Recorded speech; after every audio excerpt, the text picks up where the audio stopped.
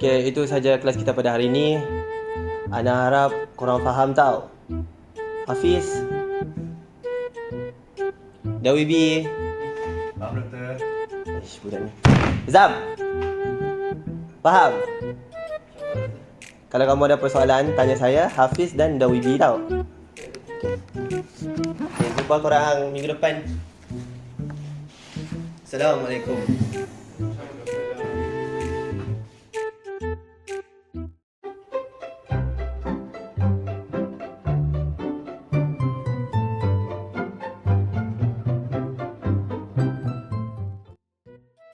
Tak faham apa doktor ajar tadi.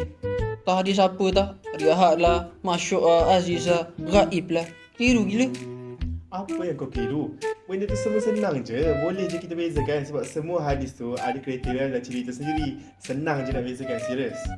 Betul lah apa yang Hafiz cakap tu. Tak apalah, Mel, aku tolong terangkan apa yang doktor syarah tadi. Tak apa, aku pun boleh tolong kau juga. Bagus je tu. Terima kasih korang.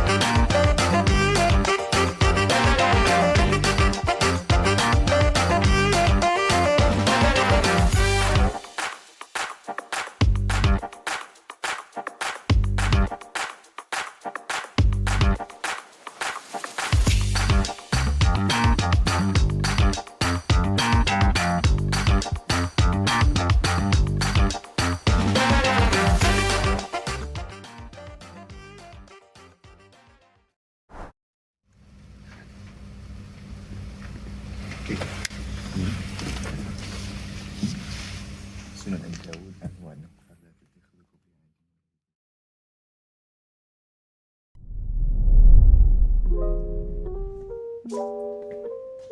Okey Zam, pembagian hadis jika dibahagikan mengikut torik dia ada dua, iaitu hadis mutawatir dan hadis ahad.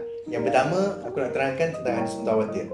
Hadis mutawatir ni merujuk kepada hadis yang diriwayatkan oleh ramai perawi, di mana ramai perawi itu pada setiap tingkatan sanadnya, iaitu pada semua sanad hendaklah perawi itu ramai, di mana mustahil untuk berlaku pendustaan terhadap hadis tersebut. Itu hadis mutawatir. Kalau hadis ahad pula, dia adalah hadis yang tidak mencapai satu syarat atau lebih daripada syarat-syarat hadis mutawatir. Habis tu, apa pula syarat-syarat hadis mutawatir? So hadis mutawatir ni ada beberapa syarat, iaitu antaranya perawi yang ramai dalam setiap tabakat sanadnya. Kemudian, keramaian bilangan perawi itu sehinggakan mencapai tahap mustahil semua perawi tersebut bersepakat untuk berdusta terhadap hadis tersebut.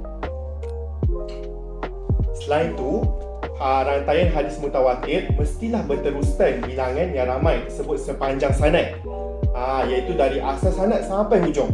Akhir sekali, hendaklah saudara hadis tersebut kepada 5 panca indera, iaitu mendengar, melihat dan sebagainya. Seperti contohlah kata perawi, aku dengar, aku melihat. Kalau tak cukup, apa jadi ya? Maksudnya, jadi kalau salah satu syarat daripada hadis mutawatir ataupun lebih satu syarat daripada hadis mutawatir itu tidak dipenuhi, maka hadis tersebut tidak dinamakan hadis mutawatir, akan tetapi hadis tersebut dinamakan hadis ahad. Kau jangan tak tahu Izam, hadis ahad pun ada syarat dan kriteria tersendiri.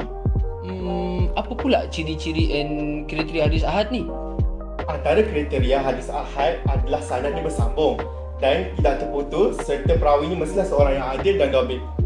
Hadis yang riwayat juga mestilah bebas ataupun selamat daripada syuzuz, iaitu tidak bertentangan dengan riwayat lain yang lebih siqah.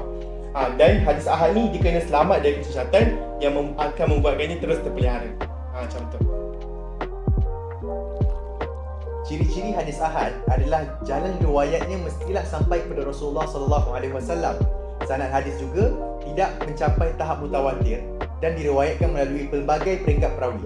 Maksudnya, ada yang siqah dan ada yang tak siqah. Dan semestinya jumlah perawi tidak mencapai jumlah hadis mutawatir dan jalan riwayatnya terbatas. Okay Zam, aku nak test kau lah. Kalau kau ingat, apa hukum beramal dengan hadis ahad?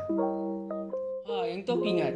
Hukum beramal dengan hadis ahad ni wajib kan? Tapi hadis tu mesti sahih. Tak kira dalam aspek akidah ke, hukum ke dan lain-lain.